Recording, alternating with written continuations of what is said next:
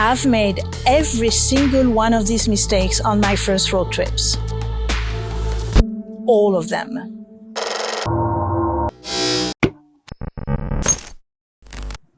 And it actually took me a few trips to get it all together. So let's save you some time and dive into the top 4 touring mistakes you want to avoid on your next motorcycle adventure. The goal? Making sure your trip is memorable only for the right reasons. Think of your motorcycle trip like mixing the perfect cocktail. Would you pour random amounts of whatever's on the shelf into your mix?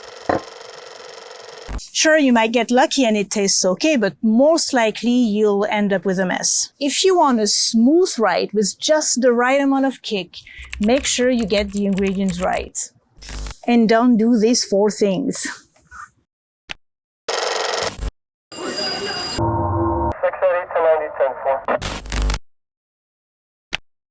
Skipping the pre-trip check would be like pouring your fancy cocktail into a cheap plastic cup. Absolutely not. We need a glass that matches the quality of your road trip. That's more like it. There are really 2 steps into that process. First, we need to make sure we have a sparkling clean glass. It's the investigation phase, and it's a very methodical process. All the suspects on the list must be duly investigated. Who's on the list? Well, no surprise here. All the usual suspects.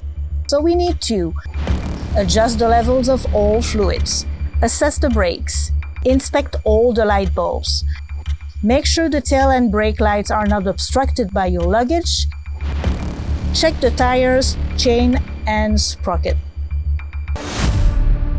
Regarding the tires and the chain, here's what I do. My trips usually run around 4,000 to 5,000 miles, and I get about 9,000 miles on the tires. So you do the math. Even if the tires meet the standards when I check them right before the trip, it doesn't mean they won't reach their limits during the trip. And I do not want to hunt for a mechanic halfway through my adventure. So I would just go ahead and get a new set of tires before the trip. And I will just keep the other set as a backup. I don't mess around. I just install a new one, and the same goes for the chain and sprocket. Now, there is only one suspect left on the list. And beware of this one. He's a sneaky beast lurking in the shadow, ready to jump out and ruin your dream trip in seconds. I present to you Mr. Suspension. Flashback.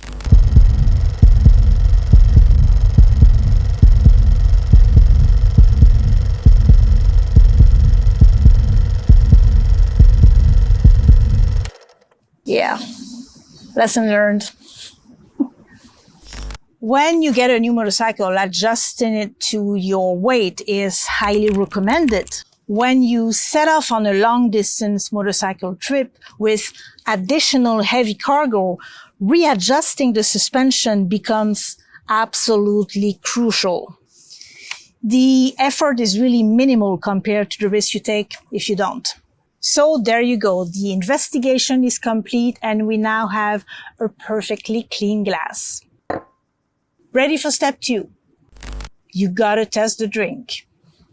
Replacing the tires, the light bulb, and all of that is very important, but the real game changer here is taking your fully loaded bike for a test ride. It's your chance to adjust and get comfy with the weight distribution, ensuring everything is snug and secure. And don't just sit on your bike for 30 seconds. Take it for a legit long day ride and test it for real. Through acceleration, emergency braking, uphill, downhill, the whole 9 yards. And then this is it. D-Day. This is where mistake number 2 comes into play.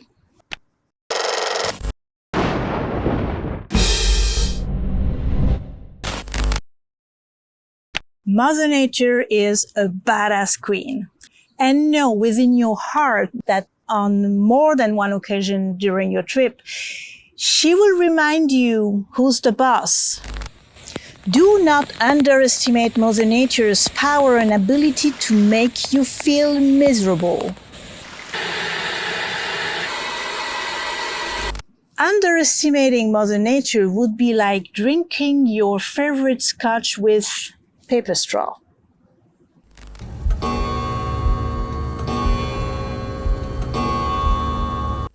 Wouldn't taste the same, would it? You cannot refrain Mother Nature from throwing a curveball your way, but you can certainly make sure you are fully prepared when that actually happens. And there are 3 ways to achieve that. First, know your destination. And I'm not talking about knowing where you're going. I'm talking about knowing what's the weather like over there. Let's take the example of Tennessee, where I traveled a few years back. I did extensive research on where to go, what to visit, but not so much on the weather, which was a huge mistake. Flashback. So here's the story. I had been riding for hours on backcountry roads under an excruciating burning sun, with no place on the side of the road to stop and catch my breath. I eventually came across a side road with some shade. And at first sight, it looked like a pretty good plan. I'm gonna stop here. I'm gonna cool off. There was moss on the pavement. That's how humid this place was. So that didn't help at all. Even in the shade, it is crazy hot. Crazy. Can't cool off at all. At this point, I'm getting concerned. I really have to cool down. So I get back on the road, desperately searching for a refreshing place to stop. And that didn't go well.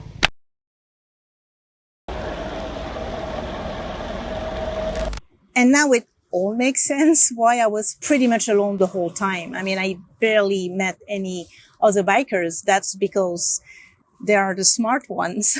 They know better. Here is how I should have prepared before the trip. Start with a Google search to find out what Mother Nature usually has up her sleeve in that area during my travel dates.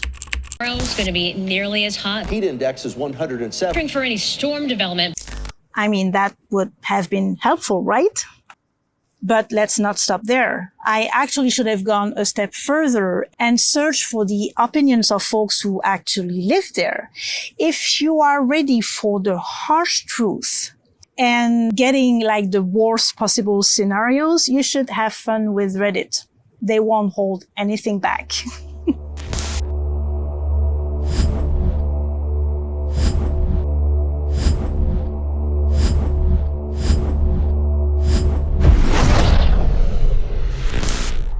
I gotta say, I don't disagree with them. Another way to stay comfortable and dry at all times is to gear up for all seasons. How do you do that? You use the layering system. You start with a base layer that keeps the sweat off your skin. When it's chilly, add a mid layer to trap the body heat and keep you warm. Finally, the outer layer protects you from the wind and rain.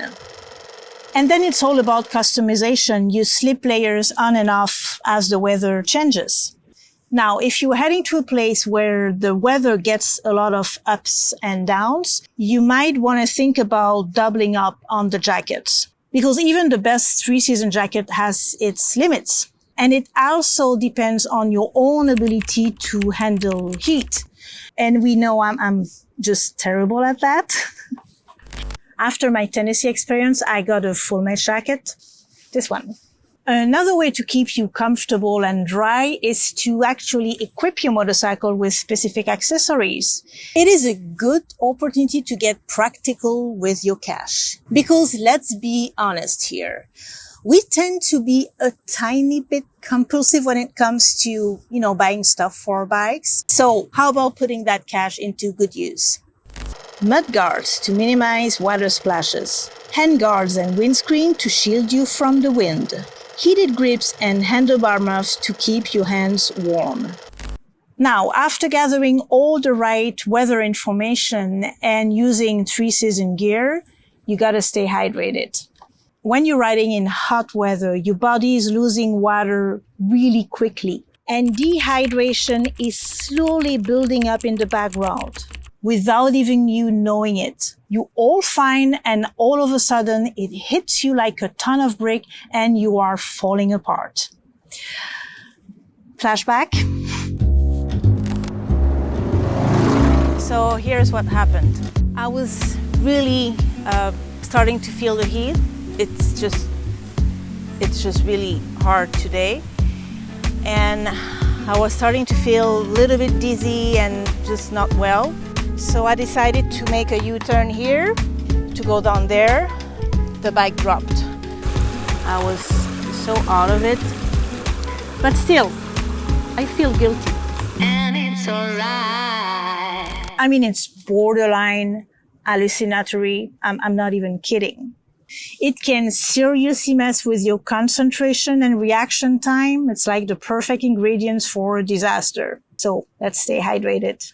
Keep that hydration pack handy. Take regular sips even if you are not feeling thirsty. Avoid riding during peak heat hours and make hydration stops part of your ride plan. By the way, that beer at the diner, that doesn't count. All right, we are now well equipped to deal with Mother Nature, but we are still not out of the woods. Here comes mistake number 3.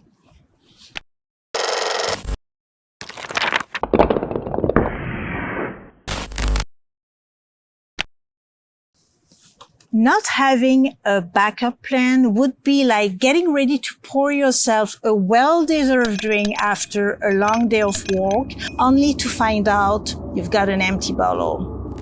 That's absolutely unacceptable. And let's be clear here, we're not talking about over-planning your trip. We're just talking about thinking ahead about what could go wrong and having a solution ready when that happens. Fuel. Treat every station as it could be the last and make it a rule to fill up whenever you're below half a tank. That way you will always have a buffer if you hit a stretch of road without any gas station. You could also go a step further and carry extra fuel on your motorcycle, especially if you are riding alone. And there are tons of options for containers to choose from, so just pick the one that suits your situation the best. Navigation. What if you are in the middle of nowhere and your phone decides to play dead? How about carrying an old-fashioned paper map, or maybe just a summary on paper of your main roads? That way, even if your GPS fails, you still have a roadmap to guide you to your destination. Electronics. You gotta make sure they don't run out of juice. 2 easy fixes. A USB charger and a power pack. I actually use both. My USB charger on the handlebar for my iPhone, and I'll also have a power pack that I use to charge my filming gear while I'm riding. Keys. You've packed all your gear, strapped it onto your bike, and hit the road. But what if you misplace your luggage keys? Flashback. I went to the gas station over there to get some gas. I usually take my whole purse with me, but I didn't. I left it in the saddlebag, and I locked the saddlebag with the key inside my purse. So I have locked saddlebags. So there is a tire shop over there. I went to explain the situation and asked them to help me out. So one of the guys said, "Are you telling me you're looking for a criminal to help you out?" And I said, "Well, this is exactly what I need. Are you the guy?" And he said, "I sure am." So I went back there and they did help me out.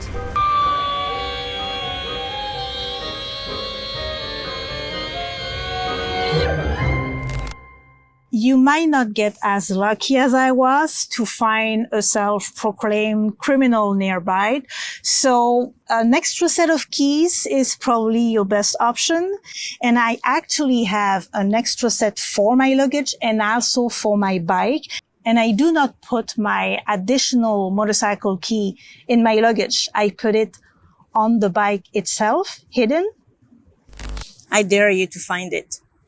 Actually, I don't. No, please don't. But still, I mean, you won't find it.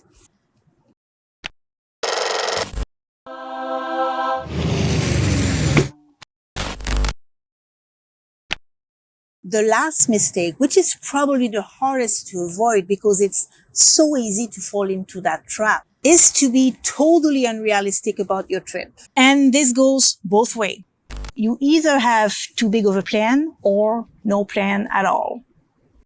On the one hand, you might be biting off more than you can chew. You've planned an epic ride straight out of a movie, coast to coast, border to border, tackling every scenic byway and back road you can find. Which sounds absolutely amazing, right? Well, maybe not. Now that you are 3,000 miles away from home and you are exhausted because you thought it would be just fine to ride 400 miles day in and day out, and now you realize that was a crazy plan. A long-distance motorcycle trip is a test of endurance, both physical and mental. Sure, riding 400 miles in a single day is really not that extraordinary. But doing that over a period of several weeks, that's a total different game. How do you fix that? First, be realistic about how many miles you can handle in a day, taking into consideration weather changes, road closure, and whatever twist that comes with the open road. Here is how I proceed. I take the number of miles I'm comfortable covering on a regular day, and I cut 25% of it. Then I multiply this by the number of days I have available for my trip, and I cut another 25% off. I know this might sound totally extreme, but I promise you, it's quite accurate. Second, drive your route with some flex in mind. I tend to totally overplan my trip, and I do log every detail of them. But because I did that little math exercise, I now have extra available time to deviate from the plan if I want to, or if I have to. Then on the other end of the spectrum, we have the sleepwalkers. Those who don't plan anything at all. And I totally get it. When it comes to motorcycle travel, spontaneity is part of the appeal. But unless you are a retiree millionaire with no time restraints, nor budget limits, you need to have some sort of plan. So before hitting the road, just do a tiny little bit of research just to make sure you have a rough idea of where to go from point A to point B.